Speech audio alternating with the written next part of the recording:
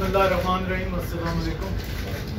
आज आप सबको तकलीफ इसलिए दी है क्योंकि मैं आज अनाउंस कर रहा हूँ कि मैं तहरीक इंसाफ छोड़ रहा हूँ, क्योंकि मुझे अपनी ज़िंदगी पे फोकस करना है, स्पेशली अपनी फैमिली पे और अपनी हेल्थ पे, क्योंकि पिछला 1 साल बहुत स्ट्रेसफुल रहा है और मुझे उस हिसाब से रेस्ट की ज़रूरत है।